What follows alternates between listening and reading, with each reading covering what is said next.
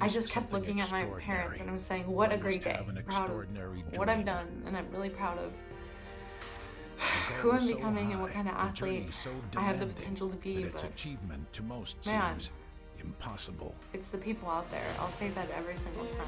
And I've never executed something so well.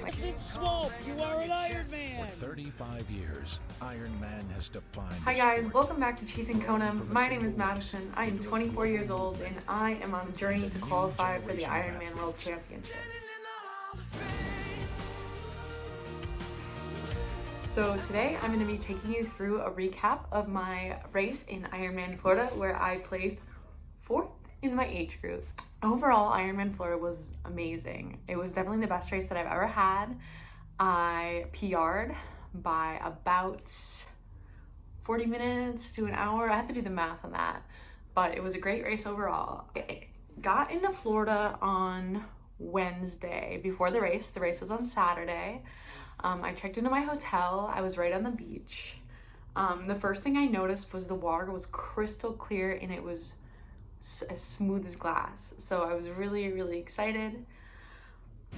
Okay, so it is Wednesday. I have made it to Panama City Beach, Florida, and I'm getting pumped for a race. So I just took a little 20-minute practice swim, see where I'm at, see what swimming in salt water feels like. Honestly, it wasn't that bad, but usually I'm afraid of murky water because you don't know what's in there, but now that I can see how deep water is, that kind of freaks me out, so I can't really decide what I want, but it's so clear, it's so beautiful. Hopefully it's this calm on race morning, but this is definitely the prettiest location that I've done an Ironman in. So I've done Tulsa, I've done Des Moines, nothing like the ocean. So I checked in my hotel, I did a little practice swim, and then I actually met a lady at my hotel who was running the Ironman, and she offered to drive me the next morning to the practice swim, or to go to the pier and practice swim. So I'll put some footage in here. Okay, it's Thursday morning. I'm about to head down to the pier with somebody that I met from my hotel, and we're gonna go get a practice swim in. So I have my wetsuits packed and some Body Glide and some Sea Safe, and I'm excited. I don't know.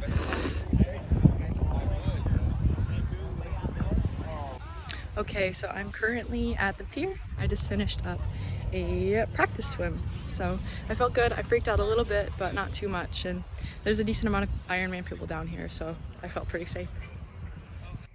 So the lead up to the race was really awesome. Okay, so I'm getting ready to go to Ironman Village to pick up my packet. I'm super, super excited. I also need to buy a lot of food because I am in the middle of nowhere and I've had no food all day. So that's on the agenda. Okay, so I just got back from pack and pickup. Check out the new backpack. I think this one's my favorite so far. It's the least ugly. Ironman needs to do something about making less ugly gear. So update, I ate none of my groceries. I ordered a pizza. Parents got in, we had some good food. I felt like I fueled really well. I kept track of my hydration the whole time. I was feeling really, really positive about this race. And the funny thing is, I went into this race thinking like, I'm not sure if I'm gonna PR. I'm just happy to be here. I was really, really grateful. My parents had told me a couple weeks before that they didn't think they were coming. And then they called and they made an arrangement and they drove 18 hours down from Michigan to come all the way to my race. And that means so much to me. Just having my parents there, my dad, my mom are my #1 supporters, has really, really made race day super special. So I don't have much footage from race morning, but race morning I got up, I ate a cosmic brownie for breakfast, my new favorite Ironman breakfast, and I went to bike check-in, or went to go check all my stuff. I was feeling pretty good. I was feeling really nervous though, because the water was pretty rough race morning. So up until race morning, the water had been clear, it had been really smooth, but race morning there was some waves, there was some wind.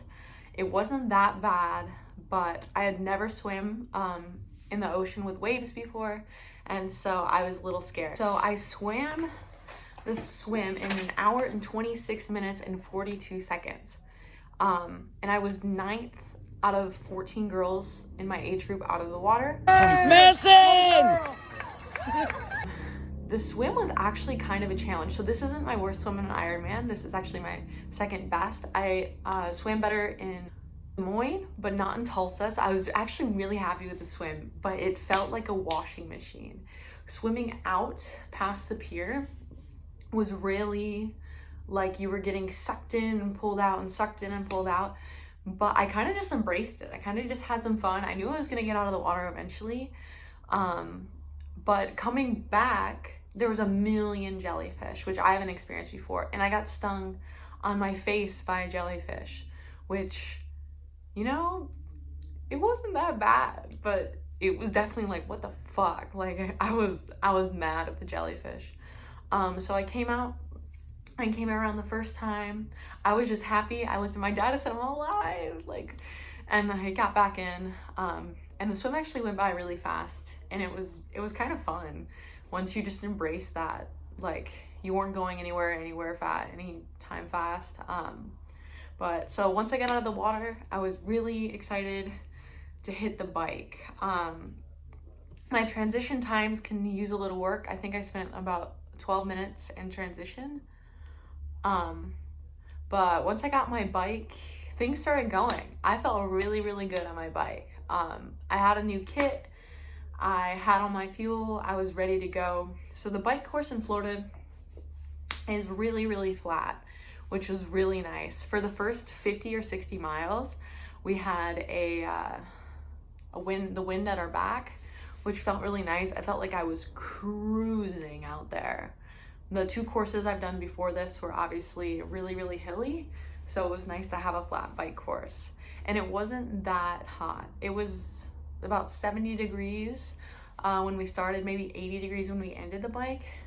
But the whole bike, I just kept looking at my watch and I was cruising, so it felt really, really good. I had the 6th fastest bike time out of everybody in my age group. I finished the bike in 6 hours and 56 minutes and 17 seconds, which is a PR for the bike for me. Finally hit that under 7 hours mark, which is really, the bike is really my weakness in this sport, but we'll get into that later. And that's 16.2 miles per hour. So overall, I had a good time on the bike, but definitely the last 50 miles were rough. We had a headwind those 50 miles. I was just sick of the bike. And we had some weird terrain. At one point, we rode behind a grocery store, like a Winn-Dixie, which was weird. And then we were really close to a lot of cars on the road, and there was a lot of rumble strips, which I really psyched myself out about, because it was like, how am I gonna get over this without, you know, screwing up my bike? But we made it. I got off the bike. I was really excited to get off the bike, and I was really excited to run. So the run ended up being my time to shine. I went into this race with the mentality of I wanted to walk at the aid stations and run everything else. And what I had told myself before this race is all you have to do is do that for the first hour of the run. That was the goal. Like, it seemed so daunting to think that I was gonna do that for 26 miles. But if I could just do that for 1 hour after and got off the bike. So I get off the bike, I get my shoes on, I get going. My shoes keep untying themselves and my hands are cramping. Like, I can't tie my shoes correctly. So I actually had to ask a volunteer to tie my shoes, but things were going really, really well. I actually ended up running my first mile under 9 minutes, and my parents were freaking out, like, what do you plan on doing? Why are you running an 8-minute mile, like, right off the bike? But my legs were just like jello. I felt really, really good. So for the first, I would say 10 miles, I would just kept at it. Like, it just magically kept happening. I'd walk the aid station, I'd run. I'd walk the aid stations, I'd run. And I took a bathroom break. That was fine. That didn't give up too much time, but I just kept doing it. And then once I got to 10 miles, I got to 15 miles doing it. And then once I got to 15 miles doing it, I got to 20 miles doing it. And then I just kept running. and it was amazing. And then at mile about 20, I met this guy. He was like 65 years old. His name was Mark. He had run a million Ironmans before. He was really cool. I was chatting with him, and we kept doing it. We kept walking the aid stations and running and walking and I've never executed something so well. My legs hurt, they were dead, but I just felt like I could keep going. My fastest mile was an 8:08 mile. My average mile time was 10:50, and I ran a 4:41 marathon, which was the fastest marathon of my age group for the day, which is crazy. I had an amazing time on the run. I never felt sick. I never puked. I stopped twice to the bathroom, like totally fine. They were my 2 slower times for those miles, but I just killed it. It was just awesome. I felt well fueled. I think one thing I learned was not to drink a whole liter on the bike for the last hour. My stomach wasn't sloshing around like previous races. I felt like I was being proactive about my nutrition and my electrolytes. And I just had the mentality, just like a machine. You just have to execute. And coming in to that finish line, I had no idea. I knew there was a lot of girls out there in my age group that day. I had no idea what to expect with placing. There you go, Madison! Good job, girl! Joshua Lane, you are an Ironman, Joshua. Let's go back to the camera. Ricky Flores Mercado, you are an Ironman. Madison Swope, you're an Ironman, Madison. Adam Zakowski, you are an Ironman. I just knew I was so happy. I finished my race in 13 hours and 27 minutes. So I think my previous Ironman was 14 hours and 14 minutes. So I cut about 45 minutes off my time. I had an amazing day, and I placed 4th in my age group with a huge PR. So I finished this race with a huge smile on my face. I was so excited. I came in seeing my mom and dad, and I was just so proud of my day. It was amazing. Every single step of my day was awesome.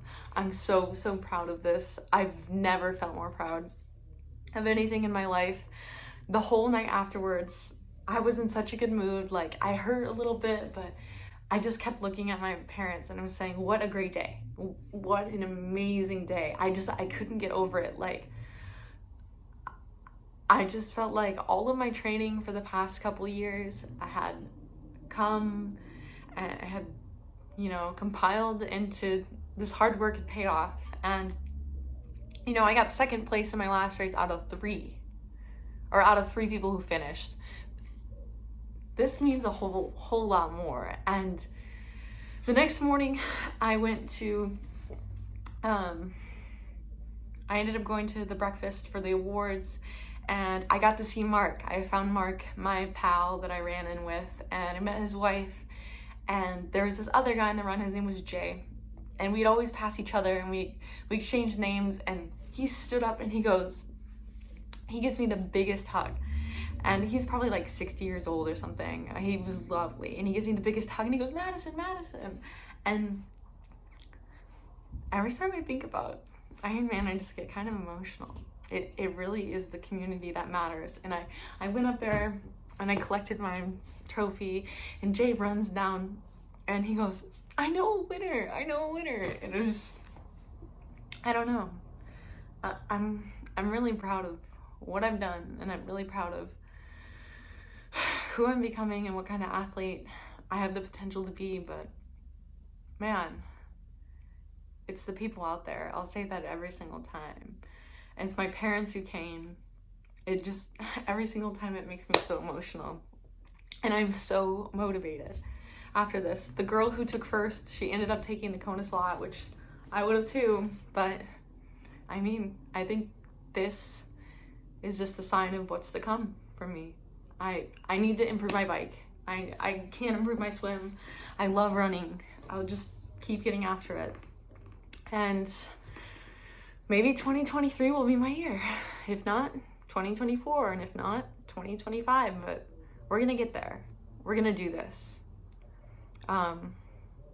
Thanks for all of the support. Thank you for everybody who watches. Until next time, go get after it.